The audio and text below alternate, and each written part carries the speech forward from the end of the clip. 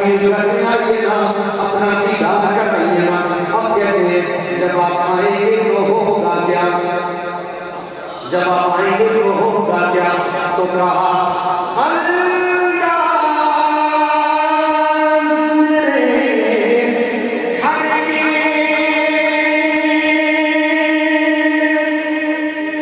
تو کچھ ہو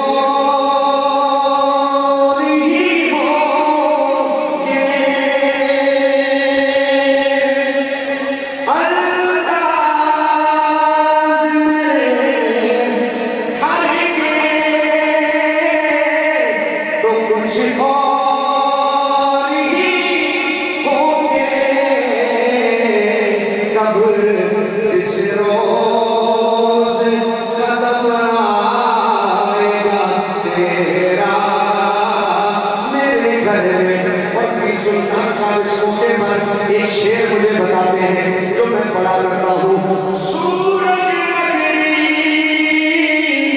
چاند بسیرا تاروں کا مسکن سورج نگری چاند بسیرا تاروں کا مسکن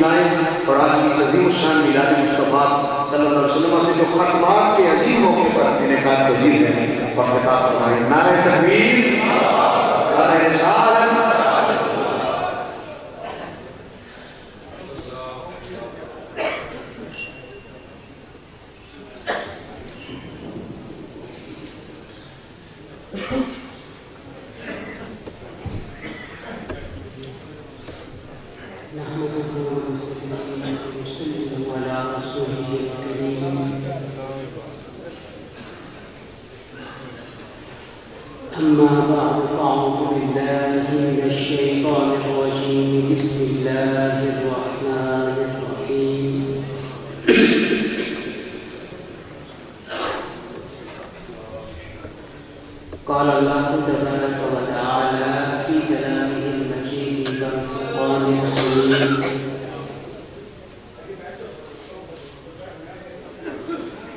إنا أرسلناك إلا رحمة للعالمين.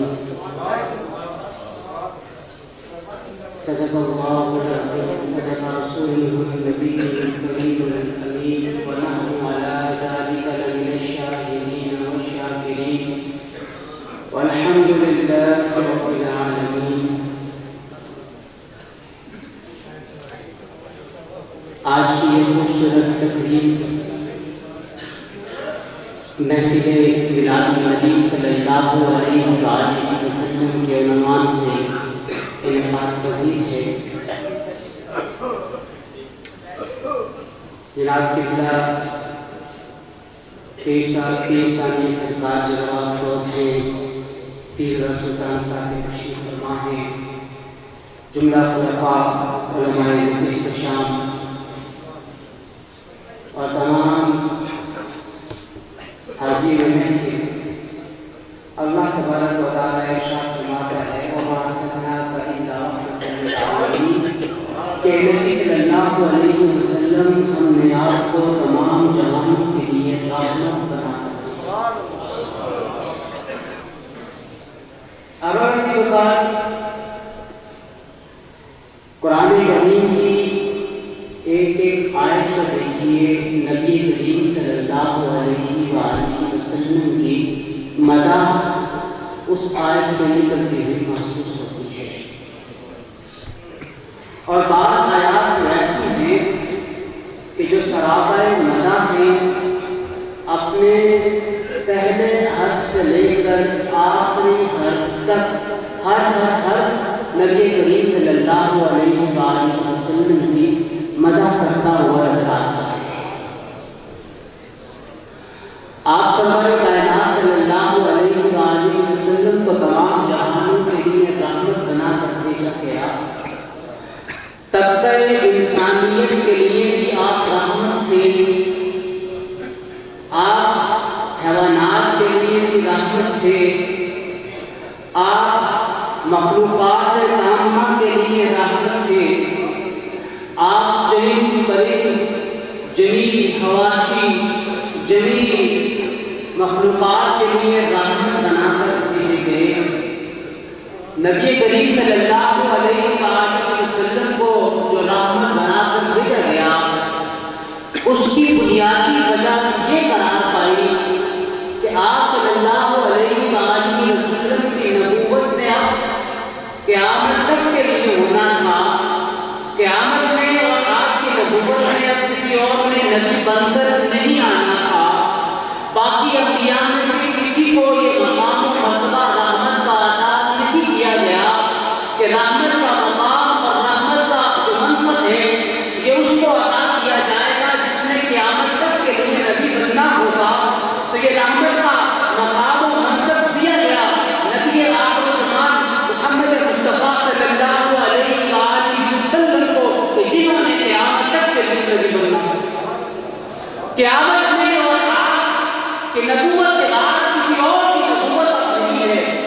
جو اس بات کا اظہار ہے کہ نبی کریم صلی اللہ علیہ وآلہ وسلم آپ کی ذات تمام کائنات کے لیے رحمت بھی ہے، آپ کی ذات رؤوف بھی ہے، آپ کی ذات رحیم بھی ہے، آپ کی ذات کریم بھی ہے، آپ کی ذات امین بھی ہے، آپ کی ذات صادق بھی ہے. عرض ہے کہ وہ تمام محاسن جو کسی بھی ذات کے اندر ہو سکتے ہیں، جن کا تعلق اللہ کی مخلوق کے ساتھ ہے، تمام محاسن ہمیں نبی کریم صلی اللہ علیہ وآلہ وسلم کی ذات مبارک میں ملتے ہیں. اب آپ جب ہم میلاد کی بات کرتے ہیں، جب ہم نبی کریم صلی اللہ علیہ وآلہ وسلم کے اس دنیا میں تشریف آوری کی بات کرتے ہیں، تو یہ بات کرنا کوئی انوکھی بات نہیں ہے. یہ بات کرنا کوئی ایسی بات نہیں ہے کہ کوئی باقیوں سے الگ اور کوئی ممتاز بات کر رہا ہے.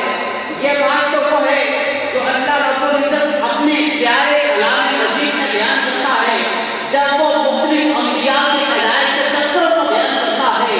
حضرت آدم علیہ السلام کی پیدائش کا تذکرہ قرآن کریم میں بیان کیا گیا.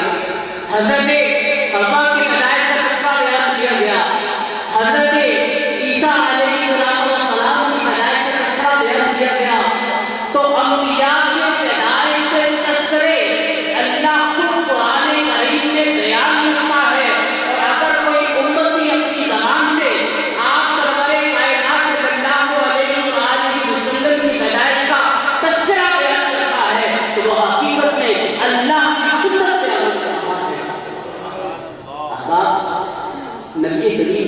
اللہ علیہ وسلم نے اپنی پیدائش کا تذکرہ خود بیان کیا. آپ نے فرمایا، صحابہ نے پوچھا یا رسول اللہ آپ عید کے دن کا روزہ کیوں رکھا کرتے ہیں؟ آپ نے فرمایا میں عید کے دن کا روزہ اس لیے رکھتا ہوں کہ اللہ کا شکر ادا کر سکوں کہ اللہ تعالیٰ نے مجھے عید کے دن پیدا فرمایا. کسی کے پیدائش کا تذکرہ بیان کرنا میلاد کہلاتا ہے. پیدائش کا تذکرہ بیان کرنا میلاد کہلاتا ہے. نبی صلی اللہ علیہ وآلہ وسلم نے فرمایا مجھے عید کے دن پیدا کیا گیا، اللہ نے مجھے عید کے دن پیدا فرمایا، تو اس پیدا فرمانے کے شکر میں میں عید کے دن کا روزہ رکھتا ہوں. آپ اپنی زبان سے فرما رہے ہیں اللہ نے مجھے عید کے دن پیدا فرمایا. آپ کا اپنی زبان سے یہ کہنا ہے حقیقت آپ کا اپنی میلاد کا تذکرہ کرنا ہے. اچھا یہ میلاد کا تذکرہ میں بھی کرتا ہوں، آپ بھی کرتے ہیں، اور اپنی اپنی میلاد کا تذکرہ کرتے ہیں، اپنے بچوں کی میلاد کا تذکرہ کرتے ہیں. میلاد کا مطلب کیا ہے؟ پیدائش کا وقت، پیدائش کا مقام، پیدائش کی جگہ کو اور پیدائش کی کیفیت کو بیان کرنا. میلاد کہتے ہیں کسے؟ میلاد کہتے ہیں پیدائش کے وقت کو، پیدائش کے مقام کو، پیدائش کی کیفیت کو، پیدائش کے حالات کو بیان کرنا. میں کسی سے پوچھتا ہوں، ہم ایک دوسرے سے ملاقات کرتے ہیں، پوچھتے ہیں السلام علیکم. وعلیکم السلام. حال دریافت کی، ایک آدمی پوچھا آپ کی شادی ہو گئی ہے؟ ہاں جی ہو گئی ہے الحمدللہ. اچھا آپ کے کتنے بچے ہیں؟ میرے 2 بچے ہیں. کوئی کہتا ہے میرے 3 بچے ہیں، کوئی کہتا ہے میرے 4 بچے ہیں. پھر پوچھتے ہیں اچھا بچوں کی عمریں کیا ہیں؟ عمریں بتائی جاتی ہیں. اچھا بچے پیدا کہاں پہ ہوئے؟ مقام بتا دیا گیا. یہ بھی چھوڑیے، بچہ 18 سال کا ہوا، اچھا 18 سال کا بھی چھوڑ دیجیے، بچہ پیدا ہوا، پیدا ہونے کے بعد والد کو کہا جاتا ہے کہ اس کی جنم پرچی بنوانا چاہیے. وہ جنم پرچی بنوانے کے لیے یونین کونسل میں گیا. بنوانی ہر کو چاہیے، بنوانی ہر کو چاہیے، کیونکہ اب تمام کی تمام چیزیں ڈاکومنٹ میں آ گئی ہیں نا، اس پڑت میں آ گئی ہیں. تو یونین کونسل میں گیا، جا کے کہتا ہے کہ میرا بچہ پیدا ہوا ہے، مجھے اس کا نام اعلان کرانا ہے. فارم ملا، فارم میں کیا لکھا ہوتا ہے؟ اگر آپ میں سے کسی نے وہ فارم فل کیا، بچے کا نام، بچے کا نام، تاریخ پیدائش، مقام پیدائش، کہاں پہ وہ پیدا ہوا، کس تاریخ کو پیدا ہوا، کس جگہ پر پیدا ہوا، وہ آپ نے لکھ دیا. والد کا نام کیا ہے، والدہ کا نام کیا ہے، دادا کا نام کیا ہے، دادی کا نام کیا ہے، اور شناختی کارڈ نمبر باپ کا، دادا کا لکھ لو. اس کے اوپر یہ تمام چیزیں لکھ کر دے دی، یہ تمام چیزیں لکھ کر کاغذ کے اوپر جمع کرا دی. تو یہ کیا کیا کہ آپ نے اپنے بچے کی میلاد کا تذکرہ کیا، یا آپ نے اپنے بچے کی میلاد کا تذکرہ کیا.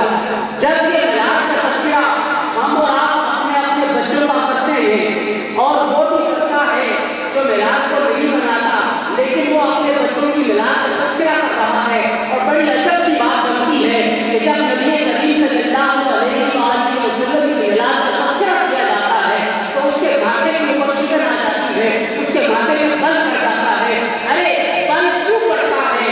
بل اس لیے پڑتا ہے کہ اس کے دل میں نبی کریم صلی اللہ علیہ وآلہ وسلم کے لیے محبت نہیں ہے، اس کے دل میں بغض ہے. اس بغض کی وجہ سے اس کے ماتھے پہ بل پڑ جاتا ہے، اور ماتھے پہ بل پڑ جاتا ہے. جس بندے کے وہ بندہ مسلمان نہیں ہو سکتا، اس بندے کو آپ مسلمان نہیں کہہ سکتے ہیں. اسے آپ وہ بندہ کہیں گے جس کے دل میں اللہ اور اللہ کے رسول کی محبت کی بجائے اللہ کے رسول کی طرف سے نقص ہے، بغض ہے، نفرت کا اضافی ہے.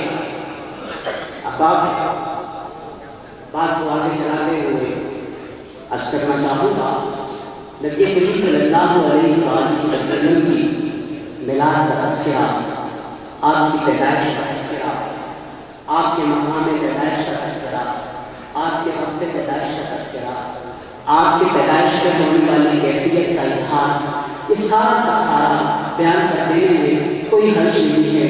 حضور اکرم صلی اللہ علیہ وآلہ وسلم نے بھی بیان فرمایا، آپ کے صحابہ کرام نے بھی بیان فرمایا، بالکل بچا ہے، اس کو بیان بھی کرنا چاہیے تاکہ یہ بات ممتاز ہو جائے کہ آپ صلی اللہ علیہ وآلہ وسلم کی پیدائش کسی عام بچے کی پیدائش نہیں تھی، کسی عام انسان کی پیدائش نہیں تھی، وہ تو اللہ تبارک و تعالیٰ کے اس خاص نبی کی پیدائش تھی جس کے لیے اللہ تبارک و تعالیٰ نے اس پورے کے پورے کون و کام کو پیدا فرمایا، اس اخلاق کو پیدا فرمایا۔ اب آپ بات کو آگے بڑھاتے ہوئے عرض کرنا چاہوں گا کہ پیدائش ہی مقصود نہیں ہے، مقصود کیا ہے؟ مقصود یہ ہے کہ نبی کریم صلی اللہ علیہ وآلہ وسلم جس پیغام کو لے کر آئے ہیں، جس پیغام کے حامی ہیں، وہ پیغام ہمارے سامنے ہونا چاہیے، اس پیغام کے بارے میں ہمیں علم ہونا چاہیے کہ وہ پیغام کیا ہے، وہ طریق کیا ہے، وہ راستہ کیا ہے، جس راستے پہ چل کر، جس راستے پر چلنے والے اللہ کو پا لیتے ہیں، جس راستے پر چلنے والے اپنے آپ کو نجات دلانے میں کامیاب ہو جاتے ہیں۔ اللہ یہ وہ راستہ ہے جسے نبی کریم صلی اللہ علیہ وآلہ وسلم نے بیان فرمایا۔ آج اگر ہم نبی کریم صلی اللہ علیہ وآلہ وسلم کی میلاد کو مناتے ہیں لیکن اس راستے کو نہیں سمجھتے تو یہ بھی کمی کی بات ہے۔ اور یہاں پہ ایسا طبقہ بھی ہے جو کہتا ہے کہ نبی کریم صلی اللہ علیہ وآلہ وسلم جس پیغام کو لے کر آئے اس پیغام کو لے لو، نبی کو چھوڑو۔ ہمارا مقصود کیا ہے کہ نبی پیغام لے کر آئے، نبی کی ذات کو چھوڑ نہیں سکتے، ان کے ساتھ بھی محبت کا مقام، عزت کا مقام اور بلندی کا مقام ہمیں اپنے نگاہوں میں رکھنا ہے، اور اس کے ساتھ ساتھ اس پیغام کو بھی نگاہوں میں رکھنا ہے جس پیغام کو نبی کریم صلی اللہ علیہ وآلہ وسلم نے کہا ہے۔ اب علامہ اقبال نے کہا کہ محمد سے وفا سننے کو توفان کیے گئے، یہ محمد سے وفا بڑی آسان چیز نہیں ہے، یہ محمد صلی اللہ علیہ وآلہ وسلم سے وفا کرنا کوئی آسان نہیں ہے، بڑا مشکل معاملہ ہے، کوئی آسان معاملہ نہیں ہے۔ دہر میں اس میں محمد سے اجالا کرتے، علامہ اقبال نے کہا کہ دہر میں اس میں محمد سے اجالا کرتے، اس میں محمد سے اجالا کرنے کا معنی کیا ہے؟ محمد سے وفا کرنے کا معنی کیا ہے؟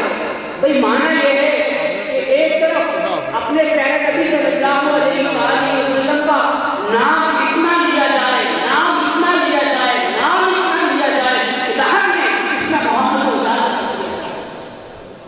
اور محمد سے وفا کرنے کا معاملہ کیا ہے کہ محمد صلی اللہ علیہ وآلہ وسلم جس پیغام کو لے کر آئے ہیں اس پیغام کے ساتھ وفا کی جائے، جس دین کو لے کر آئے ہیں، جس شریعت کو لے کر آئے ہیں، اس شریعت کو، اس دین کو اپنی زندگی میں رائج کرنا چاہیے۔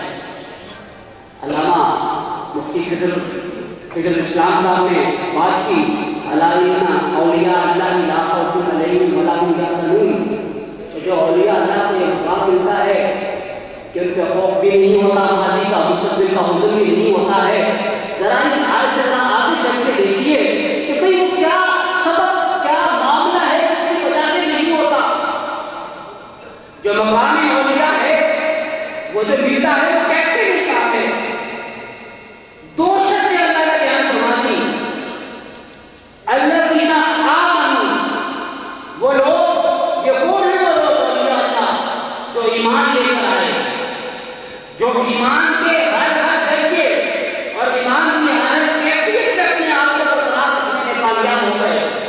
وقالوا یتقون، اور جنہوں نے پرہیزگاری کا راستہ اختیار کیا، جنہوں نے تقویٰ کا راستہ اختیار کیا، یہ ان پہ تو عذر نہیں ہوتا، خوف نہیں ہوتا، یہ کیوں نہیں ہوتا ہے؟ اس لیے کہ ایمان میں وہ پائے استقلال تک پہنچے ہوئے ہیں اور تقویٰ کے اندر اپنے اعلیٰ مقام تک پہنچے ہوئے ہیں۔ اور پھر یہاں پہ میں ایک عرض کرنا چاہوں گا، ایک سائنسی مثال کے ذریعے آپ کو اولیاء اللہ کے ساتھ جو تعلق ہے اس کو بیان کرنا چاہوں گا۔ یہ اولیاء اللہ کا جو راستہ ہوتا ہے، تصوف کا جو راستہ ہے، یہ کوئی الگ راستہ نہیں ہے شریعت کے دین سے، کہ وہی راستہ ہے جس راستے کو نبی کریم صلی اللہ علیہ وسلم نے بیان کیا، اور یہ اولیاء اللہ اسی راستے کی آگے تبلیغ اور تدبیر کرتے چلے آتے ہیں۔ یہ کوئی ایسا راستہ نہیں ہوتا ہے جو انہوں نے اپنی طرف سے بنا لیا ہے، حقیقت کے نبی کریم صلی اللہ علیہ وسلم کے بیان کیے ہوئے راستے کو بھی آگے پہنچا رہے ہوتے ہیں۔ اب آپ سائنسی مثال میں دینا چاہتا ہوں، دیکھو مغناطیس ہوتا ہے، مغناطیس کیسے بنتا ہے؟ مغناطیس کیسے بنتا ہے؟ اس کے دو طریقے ہیں مغناطیس بننے کے۔ ایک طریقہ ہے بجلی کی لہروں کو لوہے میں سے گزار دیا، الیکٹرک گوڈس کا طریقہ کہا جاتا ہے۔ لوہے کی ایک بات کو لے، لوہے کی ایک سلاخ کو لے، بجلی کی تیز رفتار لہروں کو اس لوہے کی سوراخ میں سے آپ گزار دیں، وہ بجلی کی لہریں اس لوہے کو مغناطیس میں تبدیل کر دیں گی، اس لوہے کو مغناطیس میں تبدیل کر دیں گی۔ اور دوسرا طریقہ یہ ہوتا ہے کہ مغناطیس بنا ہوا پڑا ہے، آپ اسٹروک کے طریقے سے، اسٹروک کا طریقہ یہ ہوتا ہے کہ مغناطیس کو لیں، لوہا لیں، لوہے کا مغناطیس پہ رگڑنا شروع کرتے ہیں، اسے مس کرنا شروع کرتے ہیں، مس کرتے چلے جائیں گے، کرتے چلے جائیں گے، تو مغناطیس کا اثر اس لوہے کے اندر بھی آ جائے گا۔ اب آپ اللہ رب العزت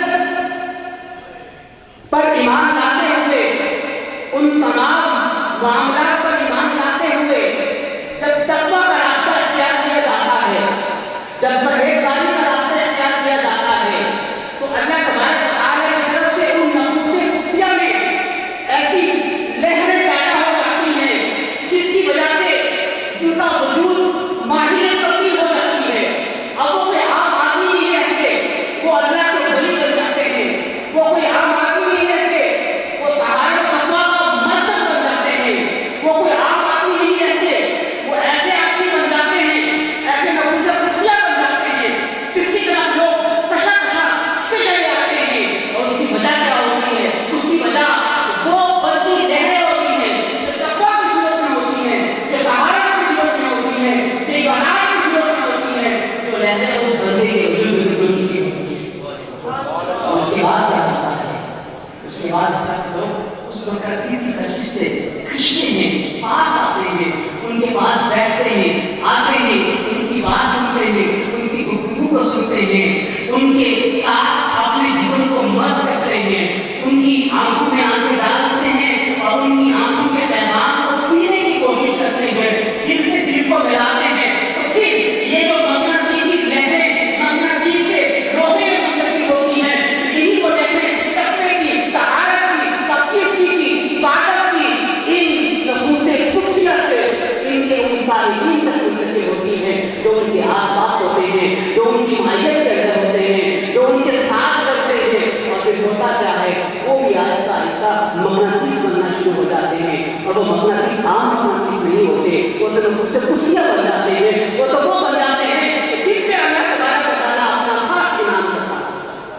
اور عزیز بات، آج تصوف پر، آج تصوف کو ایک الگ رنگ دکھلا کے پیش کیا جا رہا ہے۔ نام نہاد اسلام کے مبلغین کے کہتے ہوئے نظر آ رہے ہیں، تصوف الگ ہو چکی ہے، شریعت سے الگ ہو چکی ہے، شریعت کا اور تصوف کا طریقہ الگ ہو چکا ہے۔ یہ تصوف جو ہے یہ دین سے ہٹ کر کوئی اور چیز ہے۔ آپ جتنے نام نہاد نئے وہ فقیرین اسلام کو دیکھیں جو اپنے اس غم میں گھلے جا رہے ہیں کہ اسلام کو ہماری فکر کی ضرورت ہے، وہ کیا کہتے ہوئے نظر آ رہے ہیں؟ وہ یہی کہتے ہوئے نظر آ رہے ہیں کہ تصوف ایک الگ رنگ ہے۔ حقیقت میں انہیں تصوف اب چل کر نہیں پتا، انہیں اس بات کی حقیقت کا نہیں پتا کہ ایک صوفی باصفا کس طرح اپنی نگاہوں سے جامع عشق لاتا ہے، ایک صوفی باصفا کس طریقے سے اپنے تمام مریدوں کو ان کی الگ الگ قلبی اور روحانی کیفیت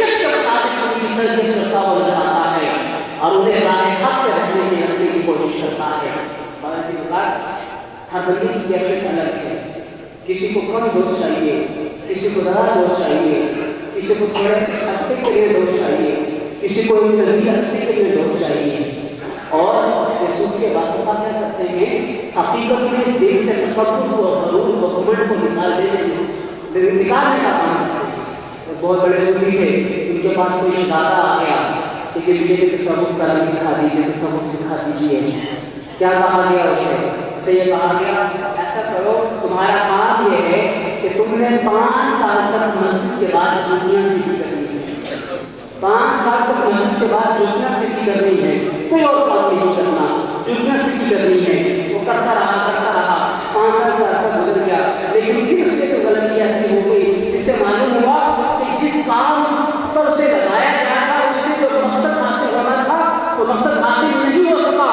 اسے پھر کہا گیا کہ آپ پھر تو 5 سال کے لیے کچھ بھی کرو, تم یہ کرو گے تو تمہارے دل کا غرور, تکبر, گھمنڈ ختم ہو جائے گا, تمہارے وجود میں سے ختم ہو جائے گا, تو تم ان نفسوں سے خوشیاں میں شامل ہو جاؤ گے. اس پہ اللہ تبارک و تعالیٰ اپنا انعام کرتا ہے, اپنا اکرام کرتا ہے. اب ایسی بات, یہ جو دین کا راستہ ہے, تصوف اس دین کے راستے کا نقطۂ کمال ہے.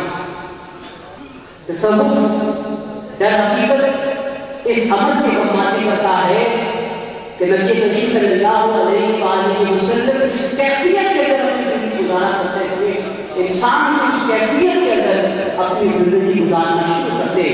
اور وہ کیفیت کا اندازہ کیا ہے؟ کیفیت کا اندازہ بھی بتائیے کہ نبی کریم صلی اللہ علیہ وآلہ وسلم کے پاس اگر صبح میں کوئی مال آتا تو شام سے پہلے اسے تقسیم فرما دیتے, اور شام کو مال آتا تو صبح سے پہلے تقسیم فرما دیتے.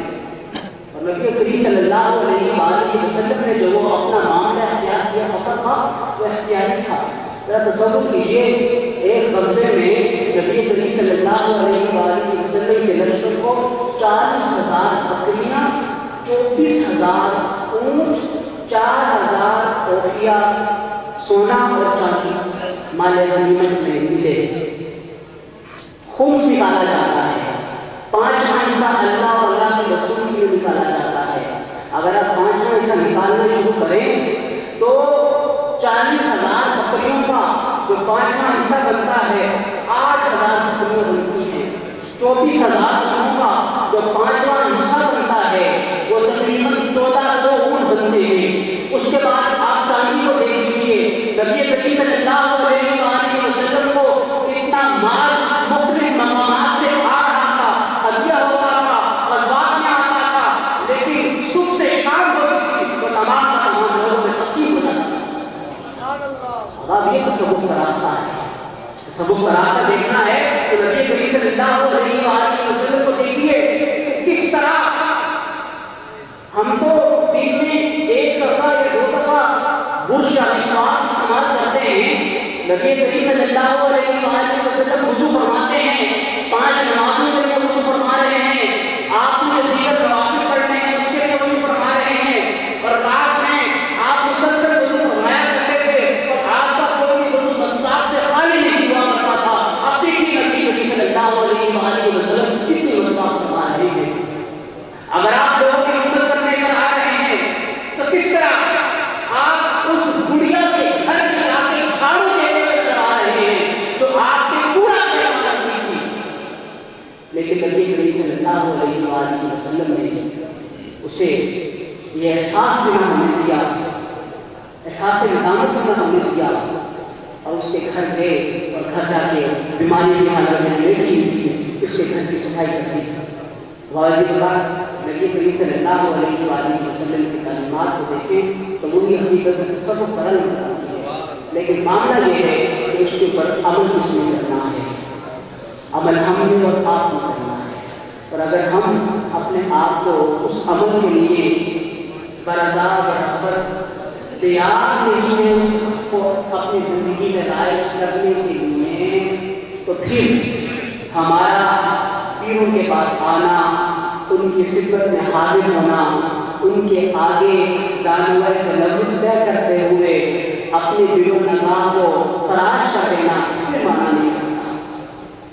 آپ کو یہاں پہ آنا کس وقت آپ کے لیے باعث نجات بنے گا، آپ کا یہاں پہ آنا اس وقت باعث نجات بنے گا کہ آپ کو اپنے خانے سے جو آیات ملے، اپنے آپ کو صحیح کرنے کے لیے، عبادات کے اوپر مسلسل عمل پیرا ہونے کے لیے، اور آدھا وظائف کی صورت میں، اور اپنے آپ کو تکبر اور غرور کی لعنت سے بچانے کے لیے، اور اخلاقی رذائل سے بچانے کے لیے، اور اس کے بعد آپ کو جو حکم ملے دین کی تبلیغ کرنے کے لیے، دین کو پھیلانے کے لیے، مسلک حق اور رائج کرنے کے لیے، تو بات یہ بنتی ہے کہ آپ ان احکامات سے عمل کریں۔ میں ابھی جناب پیرا صاحب سے پوچھ رہا تھا کہ آسانی کو جو مدرسہ ہے وہاں کے بچے کتنے ہیں، بڑی خوشی ہوئی، اور ایسے آسانی کو روانہ ہونا چاہیے جہاں پہ دین کا کام بھی ساتھ ہو رہا ہے کہ 250 بچے 100 بچے یہاں پہ رہتی ہیں اور دین کا علم حاصل کر رہی ہیں۔ اور یہ بات بچے جب یہاں سے فارغ ہوں گے کہ جس جس مقام کے بچے ہیں وہاں پہ جا کے انہوں نے دین کا کام کرنا ہے، وہاں پہ جا کے انہوں نے سب اس کا کام کرنا ہے، نبی کریم صلی اللہ علیہ وسلم کے دین کو آگے بڑھانا ہے۔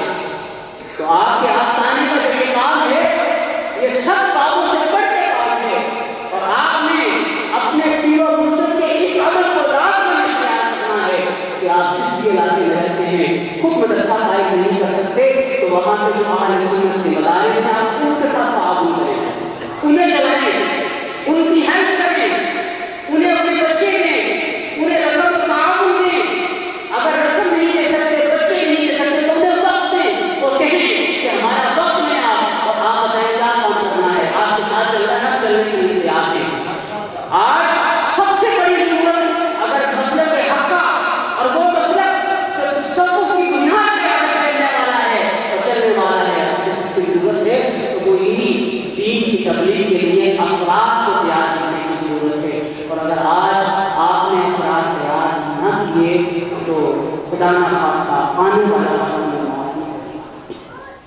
جب ہم بات کرتے ہیں مختلف فورمز کے اوپر دیگر مسائل کے لوگوں کے ساتھ تو ان کے منہ سے یہ زبان ان کی زبان سے سننا پڑتا ہے، ہم مقصد نہیں سکتے، ہم آپ سے بات رہے ہیں، ہم کہتے ہیں کیسے زیادہ ہو، ہم تو 80% ہیں، 85% اہل سنت ہے، ہم 90% ہیں، کہتے ہیں آؤ بجا میں یہ بتاؤ تمہاری مدرسے کتنے ہیں، میں نے کہا 8.5